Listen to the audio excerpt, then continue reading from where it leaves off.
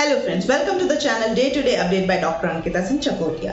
आज हम बात करने वाले हैं chapter 1 from biology book of class 11 के पार्ट 1.4 टैक्सोनॉमिकल एड्स की।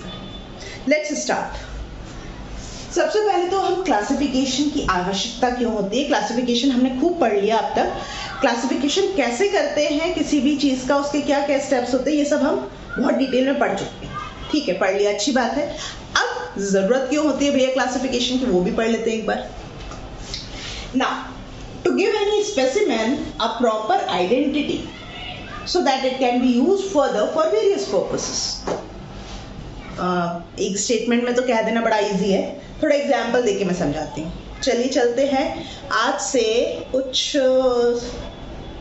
200 साल पीछे चलते हैं, जहाँ पे एंटीबायोटिक्स नहीं थी, डॉक्टर्स नहीं होते थे, ऐसे एमबीबीएस डॉक्टर्स नहीं थे, आपको प्रॉपरली दवाइयों का कुछ नहीं पता था। वहाँ चलते हैं तब कैसे दवाइयाँ थी, क्योंकि उस टाइम में हमें ये तो पता चल गया था कि भैया उगाओ खाना, खाओ, जियो। लेकिन मर्ज भी थे, लेकिन उनकी दवा नहीं थी, है ना। मर्ज थे पर दवा नहीं। तो वहाँ पे वैद्य हुआ करते थे, सो कॉल्ड आपके ज्ञानी डॉक्टर।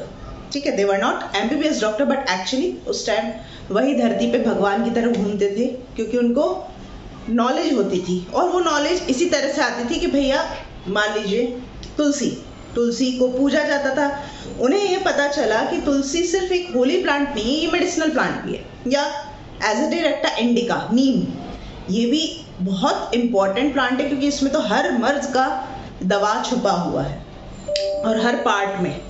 तो उन्होंने कैसे किया होगा, उन्होंने स्टडी की होगी, पहले पत्तियां ली होंगी, उसका एक्सट्रैक्ट बनाया होगा, फिर या कुछ लेप लगाया होगा, या कुछ इस तरह से स्टडी करते कराते उन्होंने पता किया कि अच्छा tulsi and neem both are like they are working on the respiratory illness. आपका हेडेक पे भी काम करते हैं, स्किन की कोई प्रॉब्लम हो जाए तो लगा लो, तब तो सही हो गया। मतलब ये तो आपका 100% चीज़ों पे काम करते हैं। ठीक है भाई।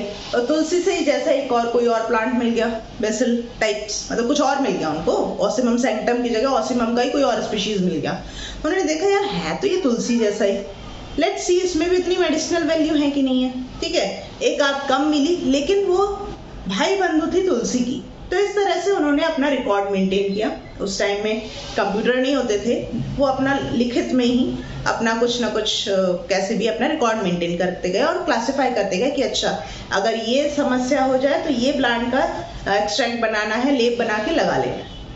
तो उन्होंने ये क्या किया, उन्होंने आइडेंटिफाई किया, क्लासिफाई किया और उसको एक सही दिशा में यूज किया, है ना। ये है आंसर इस क्वेश्चन का कि व्हाई क्लासिफिकेशन इज रिक्वायर्ड। ठीक है, moving toward next. Now how to retain the scientific identity of living specimen.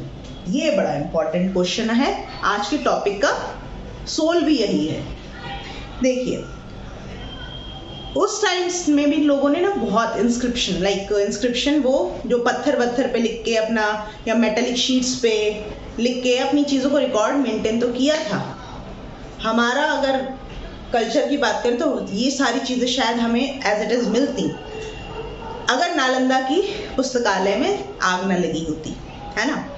तो क्या करते, दोबारा इन सब चीज़ों की स्टडी हुई, हर एक अननोन स्पेसिमेन की, हर एक like in the sense whether it is a plant, whether it is an insect और वॉट एवर इट इज़, सबकी स्टडी 0 लेवल से शुरू हुई। ठीक है, अब उनको रिटेन करना, अब रिकॉर्ड मेंटेन भी तो करना पड़ेगा। लाइक मान लीजिए मेरे से पिछली पीढ़ी ने कर लिया, अगर उन्होंने पढ़ के अपना ठीक है दिमाग में रखते और लोगों के लिए रिकॉर्ड नहीं मेंटेन करते तो मुझे कैसे पता चलता या आपको कैसे पता चलता।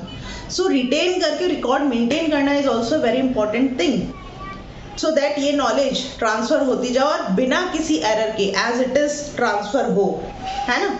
ये बड़ी इंपॉर्टेंट चीज़ है और उसी के लिए हमारे टैक्सोनॉमिक एड्स काम करते हैं। इन टैक्सोनॉमिक एड्स में आते हैं herbarium, botanical garden, museum, zoological park की, फ्लोरा, मैनुअल, मोनोग्राफ, कैटलॉग। अब आप कहेंगे एक सांस में मैंने नाम बोल दिया, इनको समझाइए भी तो भाई। बिल्कुल समझाते हैं। हर्बेरियम की बात करें तो हर्बेरियम में क्या होता है कि कोई भी प्लांट या प्लांट का पार्ट, ठीक है, मान लीजिए यहाँ मैंने स्टेम और लीव्स ली है, ये एक पेटल है, ये एक इसका कार्पल है, वो लेते हैं कतई सुखा दिया जाता है, बिल्कुल एकदम ही 0% मॉइस्चर होता है, उसकी प्रेसिंग की जाती है और एक पेपर की शीट पे उसको ऐसे, जैसे हाथ में अभी मेरी मेहंदी लगी ना, बिल्कुल इसी फॉर्म में चिपका के रख दिया जाता है। ठीक है, साथ ही साथ उसका फ्रॉम द लाइक उसके common name, vernacular name to scientific name to its species, genus, family, order, family, subphylum, kingdom तो ऑफ कोर्स प्लांट है, तो ये सब कुछ में नॉलेज लिखित में साथ में एक छोटे से चिट पे या पन्ने पे चिपका दिया जाता है। ठीक है, और इस तरह से हर्बेरियम को, प्लांट्स के हर्बेरियम को मेंटेन किया जाता है। अब आप लोग कहोगे कि मतलब वही मोटे मोटे अगर मान लीजिए स्टेम है या कुछ और है, उसको कैसे करेंगे प्रिजर्व? तो हर्बेरियम में ना सिर्फ पेपर शीट नहीं होती, पेपर शीट के अलावा आप बॉक्स में भी कर सकते हो, जिसमें कि आप प्रिजर्वेटिव डालो और उस प्लांट को या प्लांट पार्ट को आराम से रख दो along with the detailed information of it. ठीक है, तो हर्बेरियम में इस तरह से काम करते हैं। अगर हर्बेरियम के और भी नाम होते हैं, जैसे कि अगर फंगस है तो फंगेरियम, इट इज हॉर्टोरियम। हॉर्टोरियम अगर आप हॉर्टिकल्चर एग्रीकल्चर से कोई आपने प्लांट लिया तो वहाँ पे हॉर्टोरियम हो जाता है, तो इसके नाम और भी हैं। बोटेनिकल गार्डन में तो साक्षात जीवित प्लांट को हम उगाते हैं। NBRI Lucknow, national botanical garden, national botanical research institute Lucknow, और हावड़ा में भी एक अच्छा हमारा बोटेनिकल गार्डन है। तो वहाँ पे आप देखेंगे कि बहुत सारे बहुत एक लंबी लिस्ट है प्लांट्स की, लिविंग फॉर्म में उगाए जा रहे हैं, मेंटेन करे जा रहे हैं। मतलब उनको एक स्टैंडर्ड वो दिया गया है कि अगर अननोन कुछ मिलता है तो वहाँ, और उसका कुछ नहीं अता पता लग पाता है, तो आप वहाँ जाइए, वहाँ कंपेयर कीजिए, आपको आंसर मिल जाएगा। ठीक है, इस तरह से बोटेनिकल गार्डन काम करते हैं। म्यूजियम में आप लोगों ने बचपन में या अभी भी कभी गए हो तो देखा होगा, वहाँ तो लाइक आप इंसेक्ट से लेके जानवर के दांत होते हैं, पूरी स्किन होती है जिसमें कि स्टफिंग करके उसको प्रिजर्व करके रखा जाता है। थोड़ी बहुत सुपरफिशियल नॉलेज भी उसके चिपकाई जाती है पास में कि भैया क्या है ये, कौन है, कब पकड़ा गया, किसने कलेक्ट किया, ये सब भी। अच्छा, कलेक्टर जिसने जो कलेक्ट करता है ना, उसका नाम भी हर्बेरियम में मेंटेन रहता है, ये मैं मिस कर गई थी। ठीक है, तो म्यूजियम में इस तरह से मेंटेन रहता है कि रिकॉर्ड कैसे, और from plants to animal to insects, मतलब सब कुछ को मेंटेन किया जाता है। अगर हम बात करें जोलॉजिकल पार्क में ना एनिमल्स के लिए होगा, एंड एनिमल्स भी कौन से, वाइल्ड एनिमल्स। ऐसा आर्टिफिशियली नेचुरल एनवायरनमेंट उनके लिए मेंटेन किया जाता है, सो दैट उन्हें लगे कि हाँ हम छोटे से फॉरेस्ट में ही हैं, अपनी जो भी सर्वाइवल है, जो भी रिप्रोडक्शन है, या जो भी अपना लाइफ स्टाइल वो एज इट इज मेंटेन कर पाए जैसे कि वो फॉरेस्ट में करते थे। हालांकि एग्जैक्ट सेम तो नहीं होता, डिफर तो रहता ही है। कुछ जू, जैसे कि जू है, जू में कहीं अच्छा मेंटेन हो रहा है, कहीं नहीं हो रहा है, तो बेचारे उस वहाँ पे कंडीशन बुरी हो जाती है। बट हाँ, जूलॉजिकल पार्क में वाइल्ड एनिमल्स की ही प्रिजर्वेशन की जाती है with the help of human. Next is की थोड़ा टेक्निकल है। की में क्या करते हैं, मान लीजिए आपको ये अननोन प्लांट मिला, ठीक है, अब आप दो तरीके से की क्या है, कुंजी ही है एक प्रकार की, किस तरह से आप इस कुंजी को यूज करोगे वो डिपेंड करता है। पहली कैटेगरी है डाइकोटोमस में मान लीजिए ये आपको मिला है कोई अननोन प्लांट, ठीक है, आपको नहीं पता है। अब ये इसकी लीव कैसी है, बड़ी है, छोटी है, तो आप उसके लिए क्या करोगे, इस की का सहारा लोगे और इस पर्टिकुलर ट्रेट यानी कि लीव का क्या साइज के बारे में बात करें, दो कैरेक्टर आपके सामने आएंगे, दो स्टेटमेंट आएंगे, मतलब the size of leave is big, the size of leave is small. मान लीजिए अगर बड़ी है तो आप क्या करोगे, बड़ी वाले को कंसीडर करोगे एंड छोटा जो बता रहा है स्टेटमेंट उसको रिजेक्ट कर दोगे। इस तरह से फिर आप किसी और ट्रेट के बारे में बात करोगे कि स्टेम इज थिक, एक स्टेम के बारे में अगर बात करें तो एक स्टेटमेंट आएगी स्टेम इज थिक, एक आएगी स्टेम इज थिन, तो थिन वाले को रिजेक्ट करोगे। इसी तरह से हर एक ट्रेट से रिलेटेड आपके सामने दो दो करके चीजें आती जाएंगी और एक को आप सिलेक्ट करोगे, एक को आप रिजेक्ट करोगे। अब आपस में ये स्टेटमेंट कहलाती है लीड, ठीक है, individually they are called as lead but together they form couplet, ठीक है। सो दिस टाइप ऑफ की जो आप यूज कर रहे हो किसी को आइडेंटिफाई करने में स्पेसिमेन को, उसको कहते हैं डाइकोटोमस की। पॉलीक्लेव की एक और टाइप है की का, जिसमें कि कंप्यूटर का इंटरैक्टिव प्रोग्राम हम यूज करते हैं और उसमें क्या करते हैं कि कंप्यूटर, क्योंकि प्रोग्राम एक ऑलरेडी उसमें सेव्ड है, तो आपको बहुत सारे फॉल्स रिजल्ट से ये प्रोग्राम बचाता है। आपको एक स्क्रूटनाइज करने में हेल्प करता है कि ऑलरेडी आपके पास लिमिटेड ऑप्शंस हैं जो आपको आप उसमें फीड कर रहे हो अपनी इंफॉर्मेशन, उससे रिलेटेड आपके पास लिमिटेड इंफॉर्मेशन, लिमिटेड ऑप्शन आए, सो दैट उन्हीं में से आप पिक कर पाओ ट्रू वन। ठीक है, ये हमारे पास डाइकोटोमस में सुविधा नहीं हो पाती, वहाँ पे एरर के चांसेस थोड़े हो जाते हैं as compare to that of polyclave one. So polyclave is better, अगर हम बात करें डाइकोटोमस से कंपैरिजन की, तो पॉलीक्लेव is better.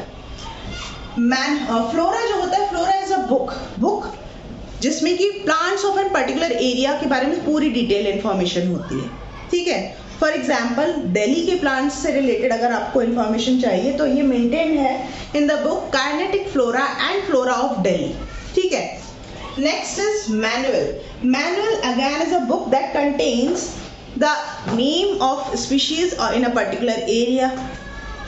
Another one is monograph. monograph में क्या होता है, किसी एक पर्टिकुलर प्लांट के बारे में इंफॉर्मेशन होती है। कैटलॉग में बहुत सारे प्लांट्स की ना नामों की लिस्ट होती है, और भी इसके अलावा और भी टैक्सोनॉमिक एड्स के तरीके हो सकते हैं जो आपकी किताब में मेंशन है, वो मैंने आपको बताया यहाँ पे। नाउ स्टेप्स क्या क्या हो सकती हैं इस पूरे में, क्लासिफिकेशन से लेके यहाँ तक में।